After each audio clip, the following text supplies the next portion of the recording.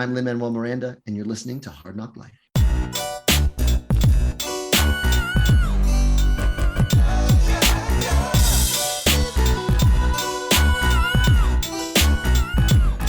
Well, it's the NOC in full color. You see me? The Hard Knock Life. Comics, movies, and TV. It is Hard Knock Life. I am Keith. I am on my phone, so I sound a little off. Hi. But I'm here with you, Dominic. I'm on my desktop, so I sound like this. You sound like your Zack Snyder approved voiceover voice. Yes, yes. They liked my voice, Zack Snyder did. The whole Rebel of the Moon cast. I totally unsolicited. I didn't have a shirt on that said like fishing for please compliment my voice, even though it would make me happy as a media journalist, but they did. So I was just in good voice today, and they have good voices too. And one of my favorite Nerds of Color things ever was that interview I did with Jimon Honsu on his birthday. So please check that out if you Yeah, absolutely. peruse the Nerds of Color content. But what's up, Keith? I'm okay. Just one last bit on the Snyder thing. Since Rebel Moon, the director's cut is out. The Snyder cut of the Rebel Moon movie. They released it? I don't know, after a months-long campaign. Yes, they released it. Which is weird because he had full, say over everything, and yet he still had a director's cut. But anyway, neither here nor there. They did announce that he's doing an animated series, and I'm surprised you're not cast in Snyder's said anime series. Oh, give it a minute. Maybe. Wow. I would love to get hooked into the voiceover cast for Zack Snyder's animated series, whatever it is. I'm assuming it's Twilight of the Gods or something. No, it's like completely new. Oh, I think it's the Norse gods or whatever. But awesome! I'll be somebody. I'll be Dionysus. No, he's Greek. Yeah. Well, no, clearly, actually, Dionysus is Christian apparently now after the Olympics. Right. Yeah, I get that lost. I'll be Balder or somebody. Yeah. Well, if it's Norse, you can be the Asian one from the Thor movie. Right, Hogan the Grim, except he's the one who doesn't talk. Huh. But okay, whatever. I'll still be Hogan the Grim. I would enjoy that. Someone get Zack Snyder on the phone. Anyways, so we didn't record last week, even though last week was the mecca of all nerd news. We decided to take a week off. It was a lot. Comic-Con happened and Deadpool happened, so it was very much the worst time to not do a podcast, because everything we're going to talk about right now is completely old news and no one gives a shit anymore. Well, no, we're extending the thing because honestly, the onslaught after that amount of news could make one want to just turn it all off first, because it was a lot. It was a lot, and I've come to realize hell's bells. One of the reasons I've stated that maybe I'm, to quote Danny Glover, too old for this shit is that I came away from last weekend kind of like not giving a shit, even though there was so many news items. How did you feel after the big Hall H Marvel shindig? So there was a big Marvel Hall H reveal of several things, prominently that the Russo brothers would come back, and it's not Kang Dynasty anymore, but it'll be Avengers Doomsday, and it'll lead into Avengers Secret Wars, which was part of Plan A, but now Russo brothers are directing that too. And apparently Robert Downey Jr. is coming back as Doctor Doom. And I was very pleased, for one thing, because I sort of fan pitched this all out at one point a couple months ago on Threads, aspirationally, because if we remember at that time there was a iffiness over Kang, and there was iffiness about the whole direction of this phase in Marvel cinematic universe, right? We were all kind of like, is it gonna end up at a place that we like or can even comprehend? Fast forward a bit, they did end up with Doctor Doom and Galactus, as I requested, which is not like I'm some special dude, because any Marvel fan worth their salt knows that Secret Wars should end up with Doctor Doom and Galactus. Right, 80s or 2000s. Secret Wars is both Doctor Doom stories. Yeah. When you see the recaps of what is Secret Wars, they're different in some ways, but in the ways that they're the same, they heavily involve Doctor Doom and Galactus. Well, actually, no, sorry. The new one doesn't involve that much Galactus. It's more Doctor Doom. Yeah, but let's be real, Galactus should be in there. Well, and here's the thing. So we don't know how much Galactus will play in Doomsday and Secret Wars, but we do know he shows up in Fantastic Four, which Yeah, was the big reveal. we don't know, but let's be real with ourselves. Oh no, we do know because they cast him. There was some guy. Oh, we don't know. Yeah, if he's in the Avengers movie, maybe he might show up. Yeah, Yeah, as per my hashtag Secret Wars pitch, which I'm trying to push out there on TikTok and everywhere, Galactus arrives for a reason. Doctor Doom for sure. We don't know if Doctor Doom will be in Fantastic Four. That's actually up for debate because when they announced Doctor Doom, they specifically just announced him for. And I don't know if DC is like copyright infringement, like an Avengers movie called Doomsday. Oh my It's God. like James Gunn is going, wait a minute, that was going to be Right. the sequel, but whatever. That's also delightful. That's another case of Marvel and DC trolling each other. Yeah. And Marvel's slightly winning in this trolling game. For sure. They're just like, For oh, sure. oh, you want to reboot your universe? Oh, what title of yours as recognizable can we take and just slap on our thing? Yeah. The next Superman movie is actually Superman versus the Brotherhood of Mutants or something. Well, that would be the counter move. Yeah. But anyway, so we kind of bury the lead a little bit. Not only is Doctor Doom coming back, or not only are they debuting Doctor Doom, but he's going to be Robert Downey Jr. This is where I kind of zigged where the rest of nerddom zagged. And I don't know why everyone's so hyped about that. I'm less hyped about Robert Downey Jr.'s return. Am I just, again, a cynical old head who's like not long for this nerd world anymore, where I came away from Comic-Con going, but why? But why? No, it's important to ask questions like, but why? Well, Keith, is there someone who would have made you happy to be Doctor Doom? I mean, it's not even that so much. It's that, like, there's something about, and we're going to talk about this when we get to the main point around Batman Cape Crusader, which is the one nerd thing that came out last week that I'm very hyped about. Okay. And again, maybe it's my DC bias showing, right? But a little bit. But, you know, as excited as everyone was for the return of the Russos and the return of Robert Downey Jr., and we'll get into some Deadpool spoilers, but the return of other people in that movie as well, I'm at the point where I'm like, I don't care about returning. To paraphrase the new Democratic nominee for president, I'm tired of going back. I want to go forward. Yeah. You know, and I feel like for all of the goodwill Marvel has taken over the last 2 weeks because of Deadpool and because of the Comic-Con reveals, I almost feel like, but it's all retreading stuff that's already happened. Yeah. And as much as I wasn't feeling the direction of whatever phase we're in, at least it was like, okay, at least they're trying new things. And I feel like this is almost them saying, we give up, Russo's and Downey can save us.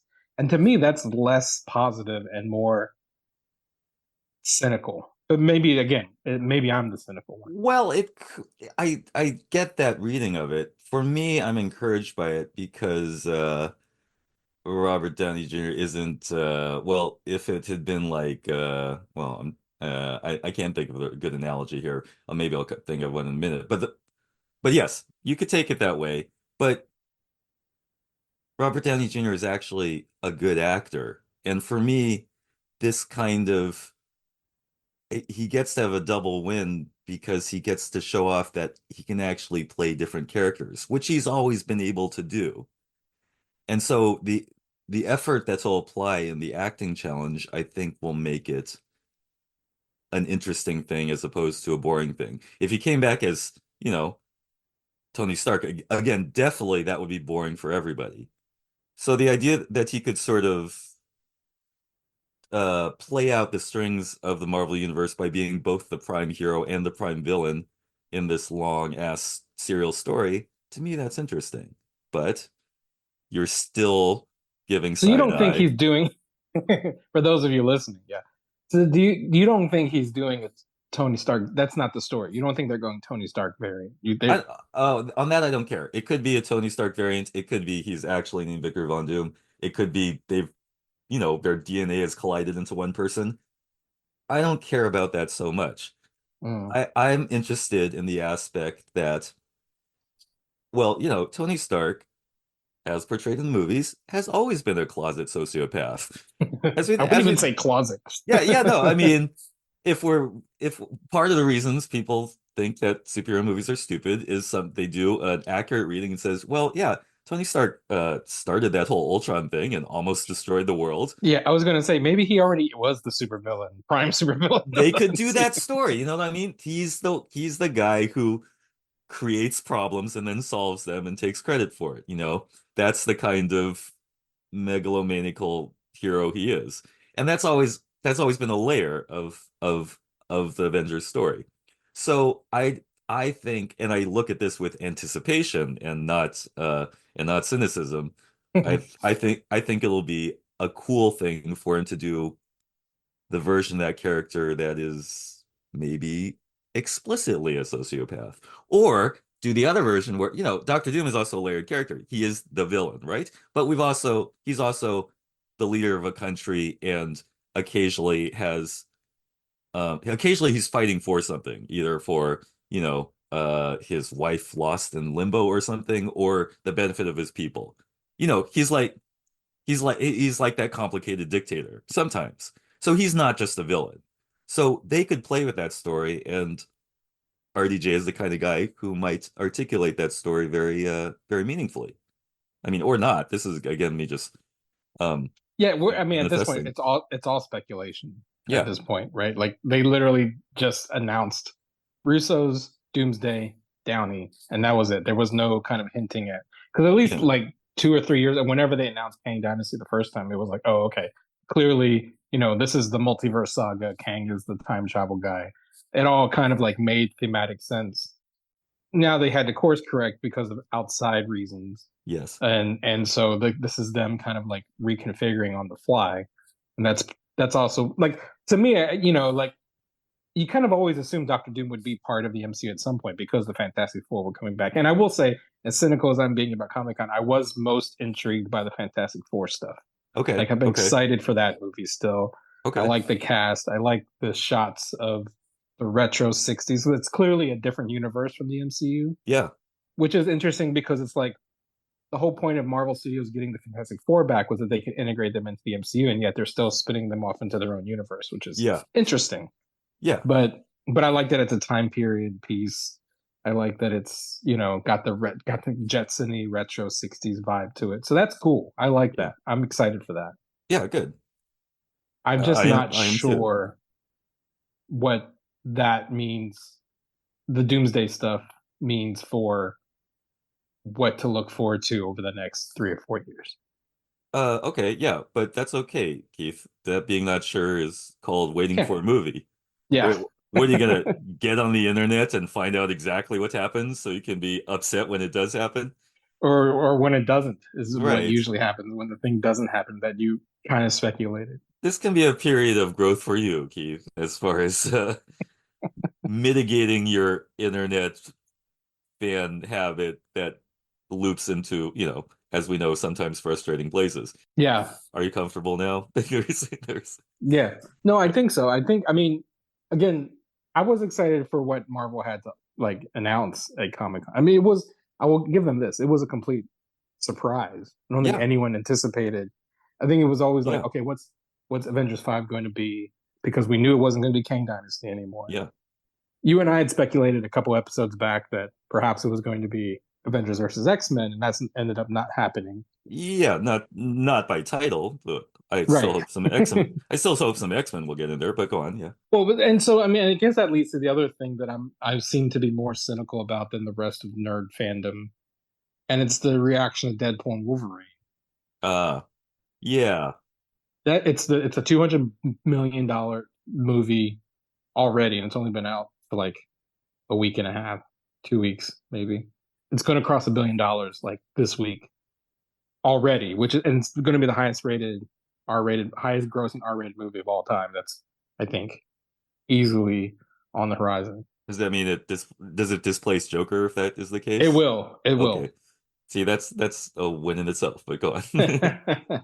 Well, I appreciated Joker more as a movie. At least Joker to me felt like a movie. This did not feel like a movie. Okay. And it wasn't a movie. It was a series of Leonardo DiCaprio memes. When he's pointing at the TV, like I got that reference. Yes. It was like 2 hours and 10 minutes of that. It was a series of that. if that's what it was fan service the movie, and I'm not here to like piss on anyone's parade, but I kind of like movies that are more than just, oh, I got that. Yeah, no, the plot was atrocious, and I was actually surprised by that. I was more surprised by that than a reveal of Galactus, or Doctor Doom. I was surprised that they didn't concoct a more compelling plot than they did, since they were seemed to be teasing. Well, the trailers made you think there would be this whole like emotional arc, for lack of a less cliched term, for Deadpool and actually saving the universe in some interesting way. And to me, it just wasn't that interesting. In fact, I was completely lost by the end. We're like, oh, they're in a subway and she's got a glowy thing, and I didn't care about that device. You know what I mean? Well, and also like I wished, and this is a critique of most Marvel movies that you and I have had this debate for years now. It was just not pleasing to look at. Mm, Like the shot composition, the lighting, the set. Like you mm, talk about that subway set and the yeah, like all of the scenes that were set on Deadpool's Earth. It was like a cheap CW show because it was all the same yeah, backlot for every yeah. scene. And I don't know. I just feel like we knew it was going to make $2 billion because you put a little bit more. I mean, did all the budget really go to Chris Evans? Like, I mean, did that I think really like? I think all the budget went into like the PR people like cleverly like keeping everything secret. I mean, they must have erected like a shield, an impenetrable cloaking shield around so many, sets just to Which is wild keep because them. since the movie's been out, like the whole thing is basically on Twitter. I don't know if you've seen like literally clips from high quality Right, HD clips from scenes that are clearly not in trailers. These are like right, straight right. up like Yeah, middle of the movie are like all over social media. right. And like Marvel's like, whatever, we don't care.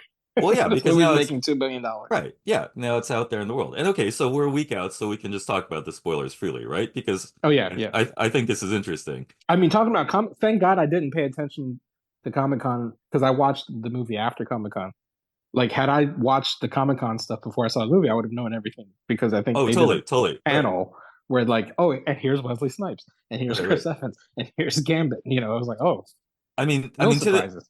yeah, no surprises. To the thing you were saying, I did think it was a little sloppily, shot, and like filmmaking camera decisions could have been better, especially like when all the old superheroes showed up, Blade, Gambit, Elektra. Like I wanted to be excited about that, and I wanted to be excited about their big fight in the Thunderdome. But yeah, they definitely just sort of threw that together. It didn't Hmm. seem composed. As opposed to, I mean, I'll argue I didn't feel as strongly as you did because I feel it had peaks and valleys, and I think like, the final tracking bus shot with, D and W fighting the 100 Deadpools. I thought that was well composed. It was a well composed action bit. It's I did stock at see this someone point. someone on Twitter said it was not an homage to Old Boy, it was an homage to the old like X-Men side-scrolling fighting game. Well, yeah, and And if that's the case, okay, I'll give it a pass. But it was still like not pleasant to look at, I thought. Okay, you didn't like that one. And also, and by the way, it wasn't even as dynamic as the similar shot in Shang-Chi, which was a very cool shot. I'm not saying it broke any new ground, but I'm saying that one they were putting effort into it, okay? As opposed to the big tussle with old Blade and Fantasy Gambit was not like even composed. It was just like sort Oh of yeah. random people running at each other, which was disappointing. And again, that's something that the Russo brothers do a lot better, and they put a lot more effort into it. So, I mean, that's what I have to say about that. Yeah, and I like Deadpool's costume as much as the next person, but again, as with the Across the Spider-Verse thing, once it gets to be like 100 of them, it's a little bit like too much jelly on your peanut And I butter. almost didn't even like understand the point of like why were there 1,000 Deadpool stopping them from doing whatever they were doing. Like I just didn't Oh like it yeah. didn't Yeah, like that was point free. That made no sense at all. By that time, they were just throwing shit at the wall. and I've expressed this many times over the years, and I think this is also part of like my lack of excitement for the number one movie in the world. Hmm. But I honestly feel like Ryan Reynolds is the worst thing to happen in comic book movies, and Oh, it's just shots some like fired. do you know do you know like there are always like certain actors like no matter what they do you just can't stand them. Uh, yes, I know of that trope. I'm sure there are a few on your list where like anything that that person's in Yeah, immediately terrible no matter what. Like Jared Leto is a perfect example of someone who's Jared just Leto obnoxious. kind of hits my button there. Yeah. Yeah, I'd put Ryan in that category, and only just because like his style is so grating to me that having not one but two Ryan Reynolds and ultimately like six or seven, because not all the Deadpool core was Ryan, but like it was enough Ryan Reynolds. Like the one thing I did like was the multiple Hugh Jackman. Like my favorite part of the whole movie Oh, was oh, the yeah, cycle through that all was of the Wolverine covers, that was basically, a fun montage. Yeah, yeah. Oh my God, including so Henry cohesive. Cavill. Including Henry Cavill. Where the fuck did that come from? That was great. Yeah, Um, I like that. I like that a okay, lot. wait, so are you saying you've never enjoyed any Ryan Reynolds content? Or like even back in Van Wilder or Safe House or any of those classics? Okay, fine. Because I'm Yeah, just no, saying because not a fan. he makes so much content, he might make some personally for you, like a cameo just to win back I think your the love. only thing I liked him in was Green Lantern. I liked Nice. his Green Lantern movie. I liked Green Lantern as well. I Wow. think it gets an unfair amount of shit Yeah. See, so okay, so it's okay. because he's being earnest in that movie, and I think that's the thing that's annoying about him. He does have his earnest moments. Oh, yes. Okay. Anyway, When yeah. if he was like Jim Carrey's used to be that like the type of actor that drove me crazy because he was the same in every movie. Right. He has that kind of energy. Yeah. I And Ryan Reynolds is the same in not just every. He's the same in interviews. He's the same on talk shows. He's the same in his Mint Mobile ads. It's like well, he goes at one gear, and that gear is annoying. well, I do think to an extent he's doing a brand and his brand is just to be that guy and he's that works for him to Yeah, I don't exist. like Yeah. that brand. That Right. brand is But obnoxious. right. Change the brand. Okay. I get it. But I don't have as much of a beef with it as you do. I have some of that beef. I did almost enjoy him meeting his sort of prissy counterparts, long-haired Ryan Reynolds, because he was poking fun at himself a little bit in that part. You know, the one who was like too granola Yeah, and peaceful that's yeah. and it Those just were the most obnoxious parts of the movie to me. because it's him talking to himself. I Yeah, get that's fine. Okay. it wasn't a movie. It was two Right. hours of like Ryan Well, Reynolds right. masturbating. Right. So then when that happens, you're definitely not gonna enjoy that movie that much. And I say I also was very mid on the movie, but I don't have that level of But I'll give. I appreciation. mean, Hugh was great. I think Hugh Jackman was great. He was great. He was doing Cliff's Notes version of Logan Hmm. because his arc was exactly the same arc he had in Logan, Hmm.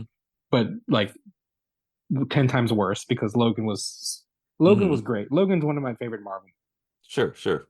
and they just gave him the exact same story, and it was like okay, Yeah, whatever. But at least he was good. At least he was delivering what he was supposed to deliver. yeah. I did not have the like the fangasm that everyone else had when he put the mask on, but No. Well, it was also, cool. But yeah. like And by the grown way, men were crying at that. yes, says the internet, and that was the case of the internet pumping our expectations too hard. We would have had that fangasm if we hadn't already seen it 20 times in leaks and, you know, woo woo woo, look what's coming up kind of thing. Mm, That one, the internet overexposure definitely ruined the movie experience. That should have been a nice moment. I'd like to say two things about the Hugh Jackman thing. What like I did really enjoy to me the most significant moment of actual acting in the movie is that scene where in the car and he's just basically like screaming at Deadpool about what a freaking jerk he is. And mm. to me That's when that I most identified with you, I think. yeah, exactly. And he really commits to it and you really feel Logan with Deadpool at that moment. And then it gives stakes to the fight, it motivates that whole fight. It's just a real like human interaction thing that worked. And there were precious few of those in this movie, which is otherwise, as you say, a bunch of memes and skit kind of fodder. So and it's because Hugh Jackman is, you know, still like an actor who like does his job at the key moments. Now, because I like that moment so much, when it got to the part where they eventually summarize why there are no more X-Men and why he feels so bad about himself, like I thought that was a little lazy because, well, mainly because, if you remember how it plays out in Old Man Logan, like, and they didn't do this in either of the movie versions. There's that poignant thing where it actually shows how Mysterio casts an illusion and makes him think that all the X-Men are his enemies, and he kills them all savagely. And to me, this is a very effective part in the comic book. And for whatever thousand reasons, I don't, yeah, you don't have Mysterio. Maybe he's still in Spider-Man Sony stable, but you could have used Mastermind, could have used any of the illusion casting villains. I really wanted them to show that part and not have them just talk about it. You know what I mean? That's all I'm saying. That part would have been more affecting, even given his good acting. Like we needed a little show not tell there. Mhm. So that bummed me out. But yeah, overall I'd say like I enjoyed my time at the theater, but I wouldn't recommend it to anyone who doesn't follow the shit because it's so deep in the lore. And you follow the shit and you still like Yeah, no, I got we're every reference. we're And yeah, I yeah. think that was I think I'm at the point in my fandom where like getting the references actually saddens me more than just telling me a good story.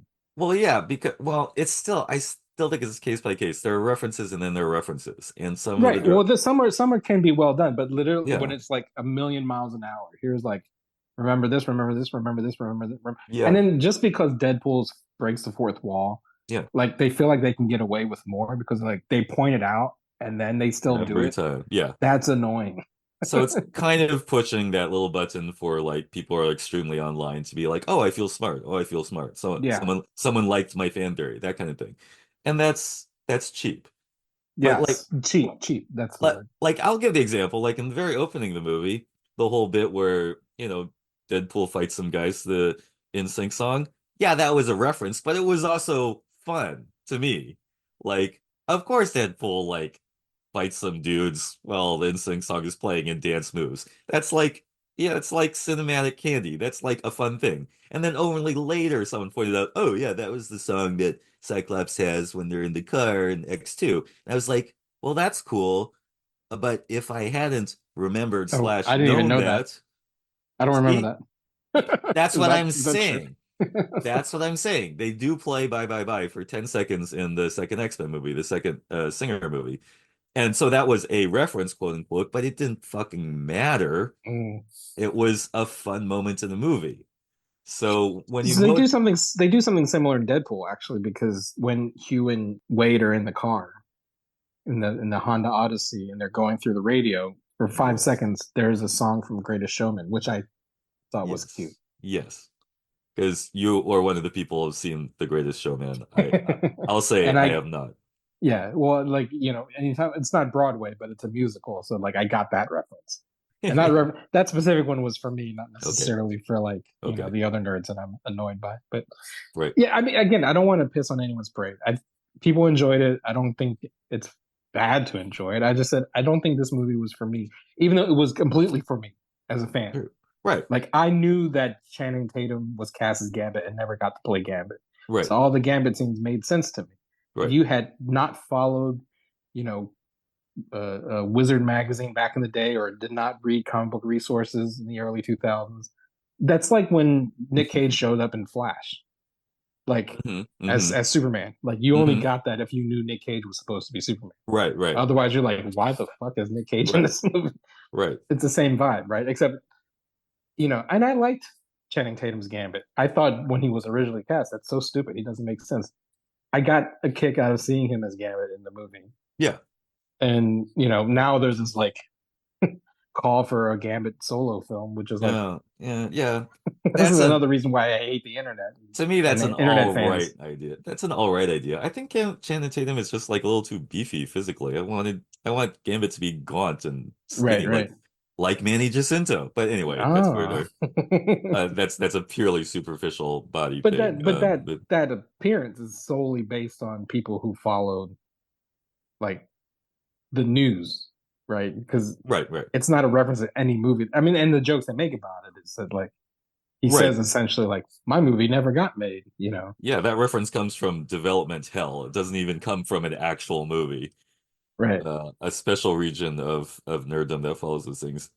But that's the same thing as Krasinski showing up as Exactly. Mr. Fantastic. That Right. was prompted from, a cloud of internet want and one could argue entitlement. Well, same thing with the Henry. As much as I enjoyed the Henry Cavill cameo, that's Mm, another example of like he's been a fan cast ever since he got kicked out of yeah, DC to play Wolverine.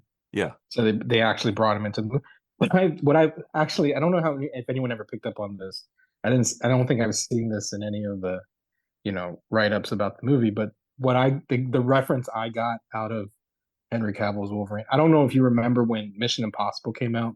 He does this thing with his arms where he like pumps his arms before he punches someone, Okay, and that became like really like memeable back in the day. okay, He does this like arm pump.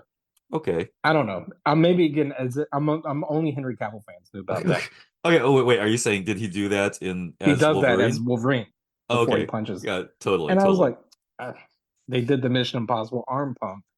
I'm totally hooked. Give me a Okay. Henry Cavill Wolverine. If you're asking about intentionality, if there's one thing I'm confident about, the makers of Deadpool and Wolverine read a lot of memes. I think they might do that more than they drink coffee and eat food. I bet they were absorbing a lot of memes while they Well, were that's what I'm saying. making that movie. This was not a script. It was a Yeah. connection of various things that are going to be cut and pasted onto TikTok eventually. Yeah. And so that was that. And yes, the main thing I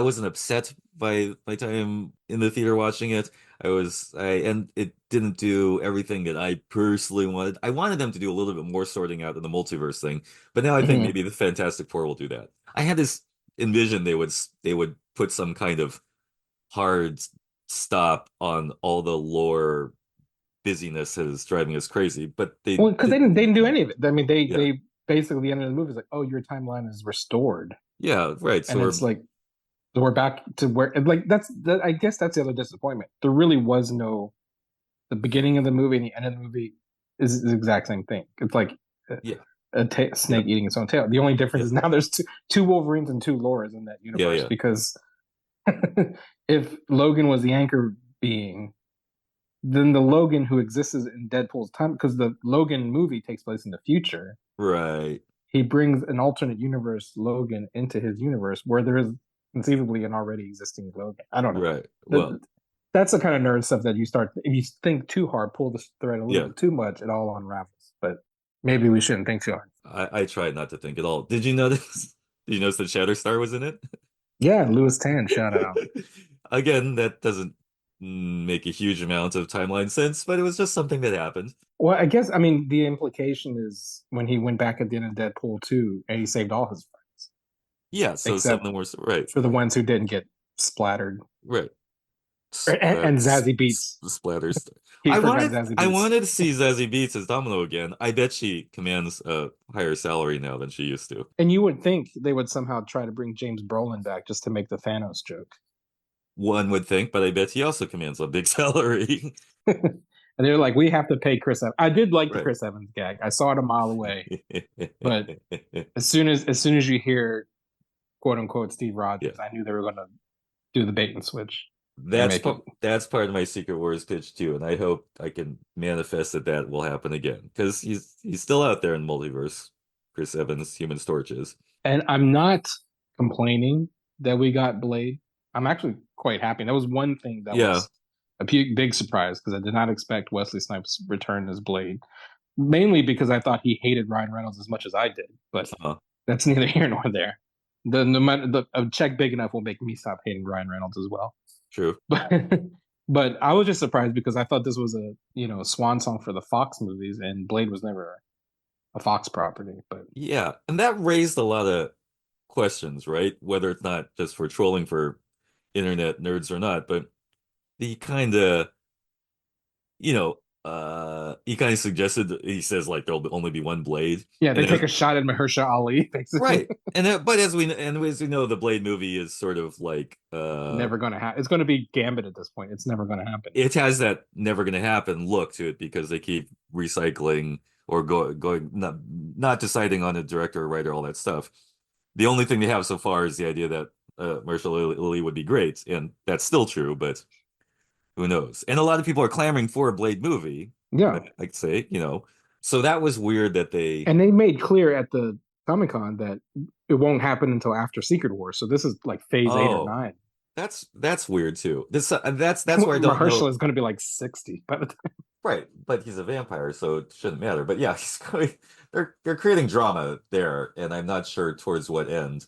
And I hope it's not because like they're just sort of sweeping Blade away until like whatever 6 months they have free in the volume or whatever it is. Like it feels a little bit like they're just that's just being like that's like a red herring or something that they're kind of dangling. I don't know.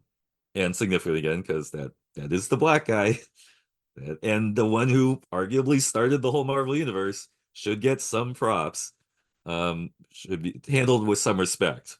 Oh, and that's why I was appreciative that he was in it because a lot of people do attribute the first X-Men movie as the kickoff of the Marvel movies, Yeah. but Blade preceded X-Men by 2 years, so I'm glad they showed reverence to Blade. I was just a little like, didn't expect it just because he's not part of the Fox universe in the sense that like I think Warner Brothers made or New Line made the Blade movies. Yeah, right. So, but I mean, that's neither here nor there either. But like, it was just a surprise, and I was glad Wesley came back. For a second, I was like, "Is that the real Wesley, or did they CGI him?" But Yeah. I think that's just again going back to like the poor lighting and camera work and cinematography. Yeah, they could have given him like a nicer shot when they all just kind of like emerge out of Walk in. a shadowed corner of the room and like, hi, I'm here. It's like, why did they get a musical cue or a funny light effect or something? Yeah, but it was a fun time. I think I could have done with like 2 or 3 less fight scenes that went on too long. You know what I mean? Like there was a little bit too many of the Deadpool Wolverine going. Like the third time they started going at it, I was like, okay, that's enough. I've seen Wolverine and Deadpool fight Well, because they 3 both times have now. healing factors, so it That's why it's like becomes pointless. ridiculous. Yeah, exactly. It's That's you're my just point. there is like no stakes in that freezer. That was the wrong metaphor, but yeah, it's we just stab a guy and you heal and stab and you heal. And it Yeah, gets to me, it gets boring. It's one of those yeah, like you fast forward. Like if I were to watch this on streaming, I would definitely fast forward through the fight scene. indeed. And again, maybe that's just me.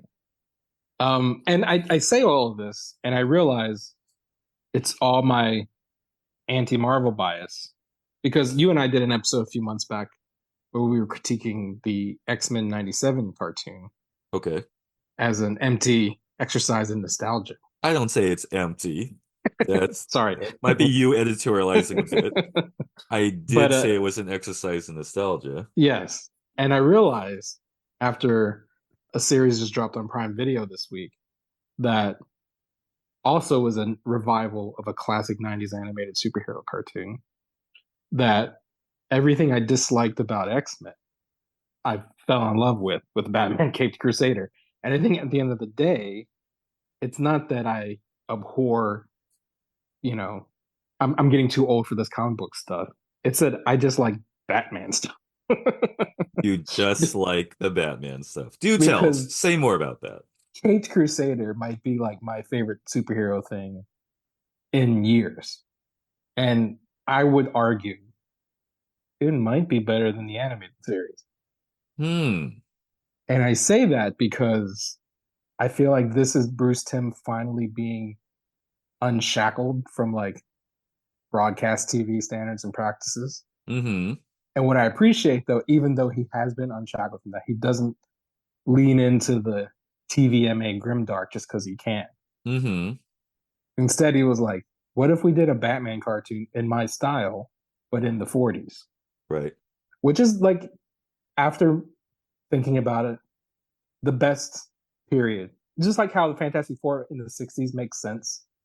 And if you're going to do Fantastic Four, make it a period piece in the 60s. Mm-hmm. If you're going to do Batman, make it a period piece in the 40s. And it's just perfect. Mm-hmm. And I think that's where I fell in love with the show. Just the aesthetic, the Yeah. tone, the atmosphere. I think Hamish Linklater does a great job kind of not copying Kevin Conroy and making Batman Bruce Wayne his own.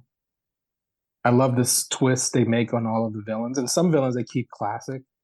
And I've seen a lot of people bump up on the like, well, this is the 40s. Why are like black people around? Why are Asian people around? But I kind of dig that this is an alternate universe 40s where like they have modern attitudes about race, gender, and sexuality. Because I don't want to get bogged down in like, you know, the race bending, gender swapping being a problem. Just like it's like Hamilton, but for Batman. Oh, okay. It's the 40s, but you can have like people of color and gay people around. You know what I Okay. mean? Yeah, no, I agree I agree that's very well done. I was gonna ask about that specific thing. We think it's literally the 40s. It's literally the 40s. Okay. It's not the Batman animated series where it's like 40s aesthetic, but they have like cell phones. Okay, okay. Like the technology, and I kind of dig like Batman not having like high tech Totally, totally. everything. All right, yeah. Okay, so yes, and so yes, that does beg all those questions. Yeah, there there wouldn't be an Asian woman with that so There wouldn't even be prominently like a represented. therapist. I don't think they would have like There wouldn't, therapy yeah, there wouldn't sessions. even be therapy. Right. So, but okay, I like that read. Yeah, so it's sort of that Hamilton thing. It's just sort of a slightly bent version of history where people, gosh, were more accepting of things. Gosh, imagine that. Yeah. So that's yeah, so that's cool. The Gordon family is black, and Hmm. yeah, and which is not the original canon thing, and Hmm. that's totally fine. It's Cobblepot's a woman, which I wrote in my review that I wrote like 2 weeks ago, but published only before the show came out. That after because I'd seen screeners, and yeah, I okay. wrote I totally predicted the reaction, and I said as soon as quote unquote fans watch the first episode, they're going to bitch about I didn't want to Cobblepot being reveal, uh-huh. but I was alluding to Cobblepot being a woman, Mm-hmm. and the line I said in my review was like I can see the thumbnails on YouTube now, Mm. and lo and behold, I think at Comic Con they revealed Oswaldo Cobblepot, but Mm-hmm. the show hadn't even come out yet, and the YouTube was filled with Mm-hmm. woke trash Mm-hmm. Batman. And it was Oh like God. it's too predictable how Too it's it's not predictable, even like, you trolls. Go yeah, figure. if you're You're gonna troll, be original. you're almost a little bit boring at this point, Exactly. which is fine because You could say they're weird. they're not even they don't even rise to level weird. Okay, I have to might be we're not letting anyone co-opt weird. That everyone can say weird. Weird is an important word. But okay, so yeah, so it has all those things, and like, and so Harley is like, and she seems to like out gay, which if we're Mhm. thinking about the time, that would be the most unlikely thing of all the aspects that are alternate university.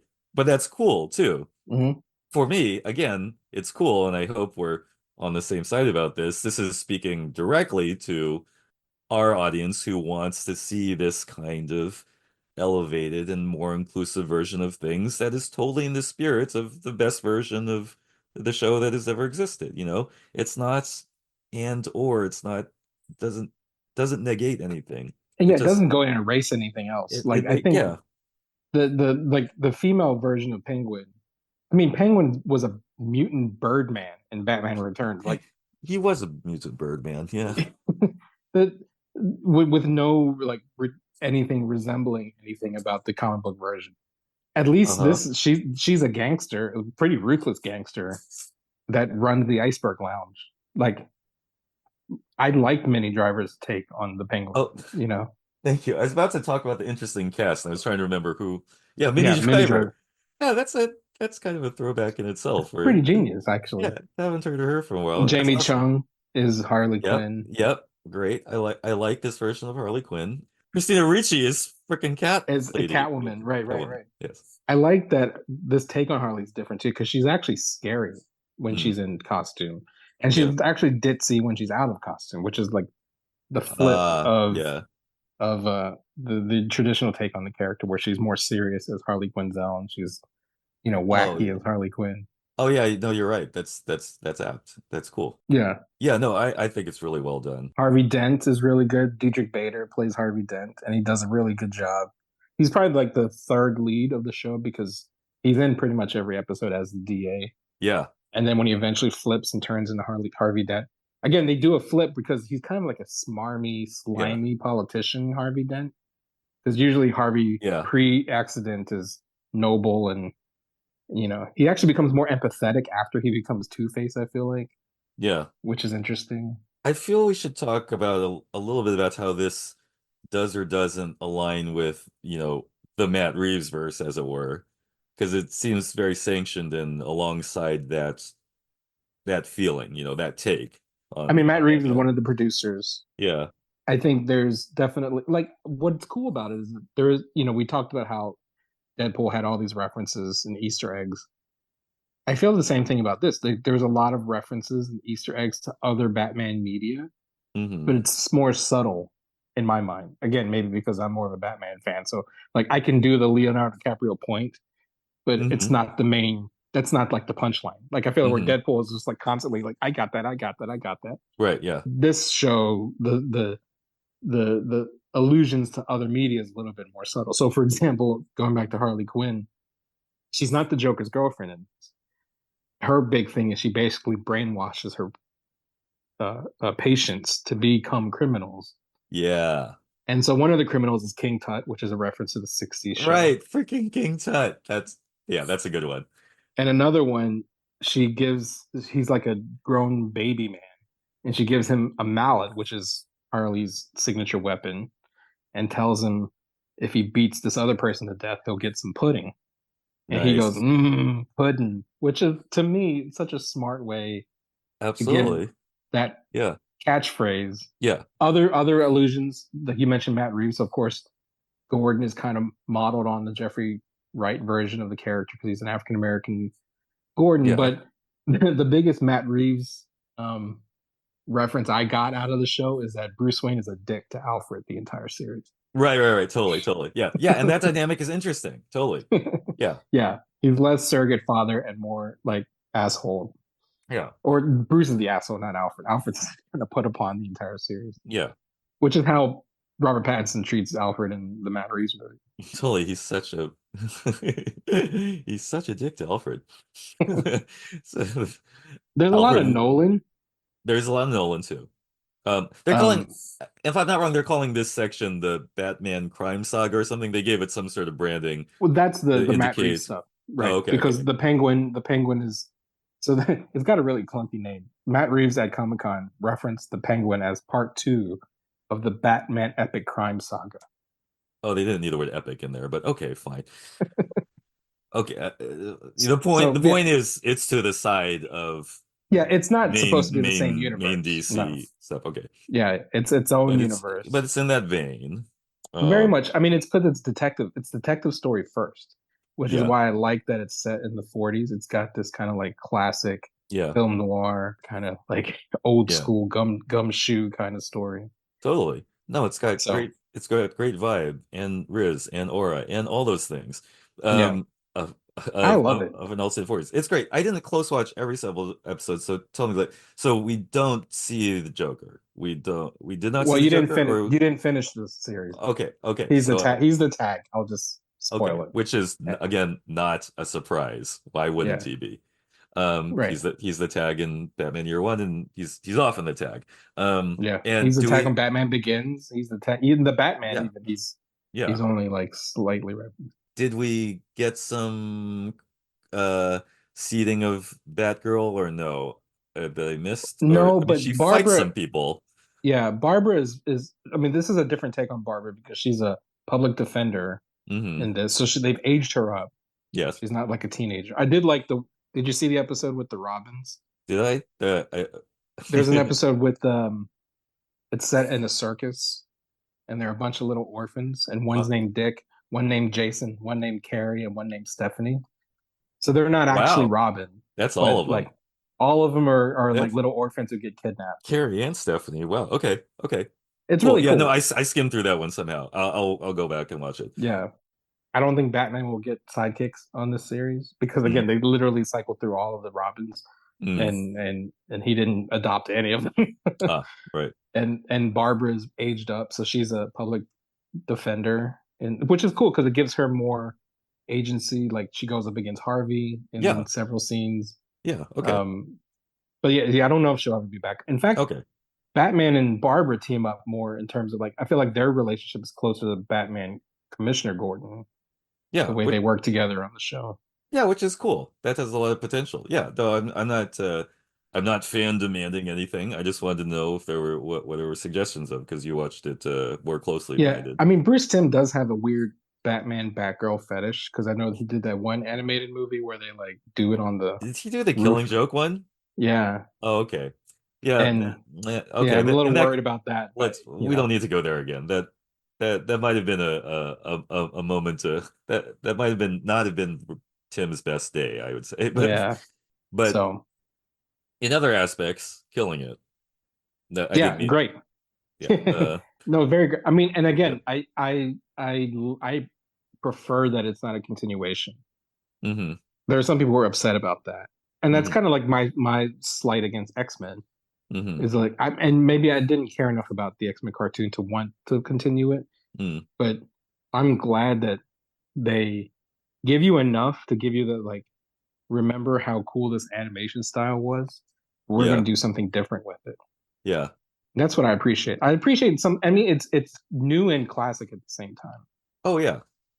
I mean, there are a lot of lovely things. Like even like I would say like the length and angle of the horns on his head are like very, very like the old school, the very oldest Batman. Golden Age, Yeah, for Golden sure. Age. They was drawn more like that than The short gloves, yeah, even. yeah, stuff like that. And it's beautiful. It works.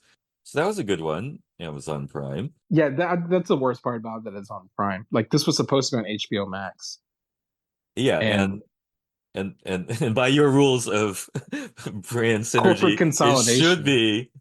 But yeah, apparently Well, that yeah, go not to go back to Deadpool and Wolverine, but like that movie was just a celebration of corporate synergy. Like, let's not right, get it twisted. You know what I right. mean? Like, That it was was the true corporate that was the consolidation true movie, victory and of that's what right. and everyone who cheered when Disney bought Fox. That's the end result, and I Yeah, hope you're happy.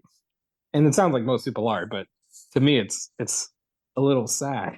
right. No, and yeah, no, I'm not gonna get on the Cinemax Pro Plus argument with you again. The point is Batman Cape Crusader exists and it is Yeah, viewable. that was more And wanting it on Max is more of a less corporate consolidation. More, I like the Max interface better than Prime Video. yeah, it does work better. Yes. And my Prime Video has ads, which I don't appreciate. Right. But we are thinking there'll be at least one more season. They did a I would think two-season so. order of this Batman I think show. so. I think so. So that'll be straight awesome. How does it I mean, how does it relate with your memory of the old show? Just Yeah, because I mean the stylistically, it's. I mean it's Bruce Timm's animation style, so yeah. it's an outshoot of that. But other than that, like I mean, there's going to, of course, going to be the comparison because Yeah. of the people behind it. I said this in my review that Paul Dini is as responsible for the animated series as anyone else, and that's why those stories are so great because he wrote them. He's not part of this, but Mm-hmm. instead of bringing him back, they did have Ed Brubaker, Greg Mm. Rucka. We mentioned Mark Bernardin. Like Serious they have a comic book series matter of comic guys. book writers. Yeah, Yeah. I mean Brubaker and Rucka have written some of my favorite Batman stories of all time, Yeah. Yeah. and they do a lot. They wrote the two of them in some foot fashion wrote probably half the series. It's still Yeah. only 10 episodes, so Yeah. and Matt Reeves, J.J. Abrams, and Bruce Timm are the executive producers. But other than it's like aesthetic callback, there's no. I mean, it's not a continuation. It's not the way X Men '97 continues the original X Men. It's just aesthetically there's similarities, but Right. it branches off all on its own, and that's what I appreciate about it. It's not Totally. nostalgia for nostalgia's sake. It's like we'll give you like we know you like this style, but like as I said before, this is Bruce Timm saying, "This is what I couldn't do 30 years ago because Right. Right. I had to Because make a kids show." it was ostensibly a kid's show, right? Yeah. And it's Huh. great, and it was great still, even though like, and I'm not saying, and I was what honestly I was worried that because it's not a kids show, he was going to lean into the gratuitousness, Yeah. which often happens with like streaming animated series. Oh, I can do anything Yeah. I want, Yeah. and it gets to a point where like, okay, you're losing the plot because you just want to like again maybe with a Deadpool and Wolverine, some of the blood, some of the gore. It was cartoony, but it was almost like, okay, it's a little too gratuitous now. Like you fully. made your point, and now you just continuing it, and it gets boring after a while. Yeah. I feel like that way about any R-rated, superhero content. Yeah. And they don't do that. They don't do that. They keep Yeah. it straight down the middle, which is great. Yeah, tasteful. Yeah. I mean, again, Tasteful, yeah. I was thinking we'd have another like horrible attack on Barbara Gordon, which is like one of those things that happens when you have the R-rated leeway, and that the jury is not out on that yet. But I hope they continue their trend of tasteful use of adult themes in language, quote unquote. Yeah. And remind me of one thing, if just is it in the animated series where Harley Quinn actually is invented? Basically, is she first appears? Right. Bruce Timm and Paul Dini first invented it. Okay, yeah. Some people don't know that, but that was her origin point. Yeah. Renee Montoya is really good on the show, and that's another animated series invention. Yeah. They make her a full-on detective here. Oh, did she first appear in the animated series as well? Yeah, she was another original creation of the show. Okay, yeah. She's in the fam. That's great. Okay. Yeah, I mean, some of the callbacks to the old show, other than like those original like Harvey Bullock was a big, even though he's not an original to the cartoon, he was a big character on the cartoon. Right. He plays a prominent role. He's more like on the cartoon, he wasn't crooked. He's very crooked in the new show. Right. Rupert Thorne, another classic comics character that was prominently featured in the original show, is like the main gangster here. So there's still some callbacks to like what you know about the 90s show. Right. But again, they flip it and make things new. Yeah. I really dug it. I really dug, and I did not bump up on like why people of color and gay people and women were in like positions of power in the 40s, because it's like, again, this is what we wanted the 40s to be like. It would be great if the 40s were like this. Right. Yeah. And again, there's sort of a Hamilton analog there. Yeah, and I just brought that up again to say, like, people will complain about like things like Harley Quinn is Asian now and she's out and gay and stuff. And like there's a lesson there, because they actually invented the first character. So they kind of have license to reinvent her, Yeah, it's not like, the quote unquote woke weirdos just showing up and fucking with your childhood, right? They invented the thing, and they're seeing it as a window now. We can invent her again, and that's how comic books work. Okay. Yep. So that's what's rad about it. Yeah, I 100% recommend Cape Crusader to anyone who likes Batman or not. And so so we had some nerd feels out of the onslaught of nerd things that we could have had feels about. Honestly, I'm so excited for the Penguin show. I mean, again, my cynicism exists solely for Marvel. Right. DC still full of optimism. I'm excited for Superman. I'm looking forward to Joker 2. I'm looking forward to the Penguin. I love Batman Cape Crusader. I'm pretty curious about that Penguin thing, but okay. No, what do you mean? Are you not sure it's gonna work? I don't have a hook. I haven't really watched it, and I have no inherent hook into Penguin for Penguin's sake. You'd have to. What did you think of him you weren't like enamored by his performance in the movie at all? He was fine. I don't. You have to be a certain level of Batman nerd to get up for just like, the Penguin's in it. Don't you? No, I like here's the hook for me, is that they decided to do, not in Mac's original series, an HBO series.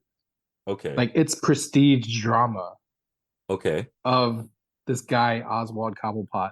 Even though there's one thing I'm like a little like rolling my eyes about. Apparently, the Penguin in the Matt Reeves universe is not Oswald Cobblepot.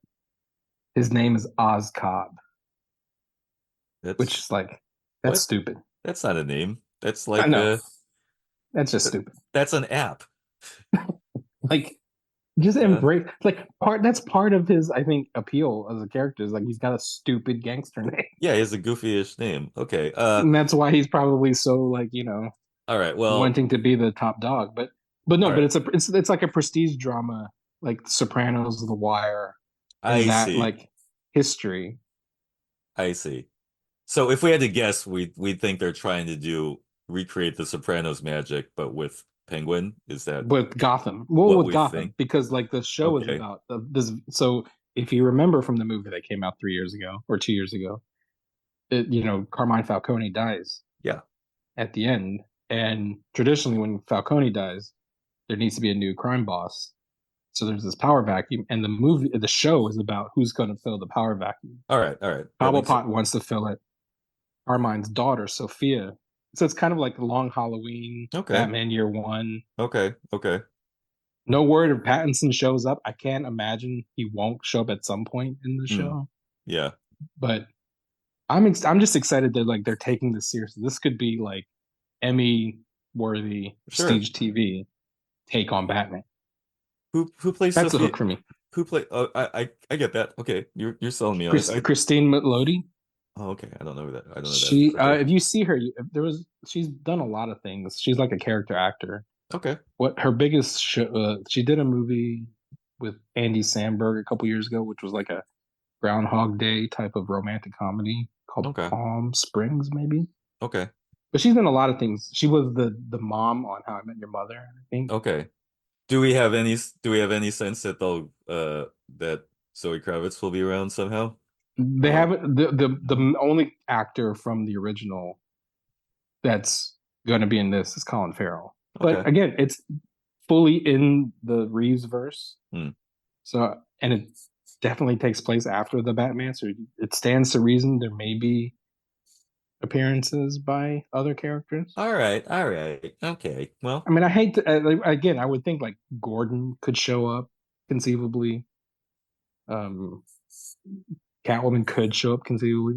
They may or may not. They may be too expensive. But this is HBO money we're talking about, so who knows? sure. No, there's And it's got potential the there. appeal of the prestige drama. It has all those things. I totally get it. It's just, to me, it's just funny that centers on the Penguin. But that's fine. That's fine. And Colin Farrell in ugly makeup. Yeah. Anyway, yeah, I think moral of the story, I'm still excited for DC, and I'm just like browbeaten over Marvel stuff at this point. Yeah, it's an interesting time to be alive. Maybe I'll come around. There's still time if we don't get taken over by a fascist regime. Yeah. Oh, and we totally like predicted that Kamala Harris would be the new Democratic nominee when we were like, we're recording this early, and by the time you listen to this podcast, we may have a new. Yeah. And again, here that doesn't take extraordinary powers of whatever of game theory, but I'm glad that was the outcome, because now we can stop having anxiety about it and just commit to she's the nominee. Oh, and guess what? She's extremely qualified to win. Yeah. We just got to get her to win somehow. But yeah, more hope than we had 2 weeks ago. Absolutely. With that, Dominic, how can people find you on the internet? Oh, I'm at Dama on most of the socials, DOMMAH. I'm also Dama1 on TikTok. I've been doing more TikTok stuff lately. And I have a music project called 12 Valentines, which we'll hear about more shortly because we did some recording of a new nerdy song. And I also have a superhero-y science fiction novella going on called Unicorn versus Pegasus at Kindle Vella. So Kindle Vella, Unicorn versus Pegasus is a thing I would like you to enjoy if you like that sort of thing. And Keith? I am on Twitter at The Real Chow, and The Nerds of Color is on every platform at The Nerds of Color. Subscribe on hardknockmedia.com. Leave us a rating and review. Go to tpublic.com, search for The Nerds of Color. Go to our storefront page, link to in the description, and buy some t-shirts. Color shirt right now. Dominic is rocking the out-of-print Rally for Rose shirt. Yes. Very rare. A rare item. But that's how you can support us there. And that's the Nerds of Color. Until next time. Brat Girl Summer? I don't know. Are you even a Charlie XCX fan? No, I did. I was very much like having to look up what John True's green meant. And but yeah, Brat Girl Summer it is. Yeah. Somehow figure a way to get Batgirl streaming on HBO so we could have Batgirl is Brat. Well, I'll just tease that comes up in this song that I'm gonna drop in about 2 weeks. There you go. And I'll just tease the factoid, which you'll appreciate as a Batman person. Harley Quinn has been calling Batgirl Bratgirl for years before Charlie XCX decided it was her word, and that's fine. Those things both coexist. But just so we know, that was what Harley Quinn called Batgirl canonically. And we can talk about more in the near future. Yeah. I mean, and if you've seen Bad Boys, the new one, the Yeah, directors are the directors of, like, to say that their Batgirl movie was unreleasable is bullshit because those dudes can direct. yeah, totally. It's true. Yeah, So so there's some story there. release Okay, the Batgirl cut. Batgirl's brat. with the yes, it could go on all day. Thanks, nerds.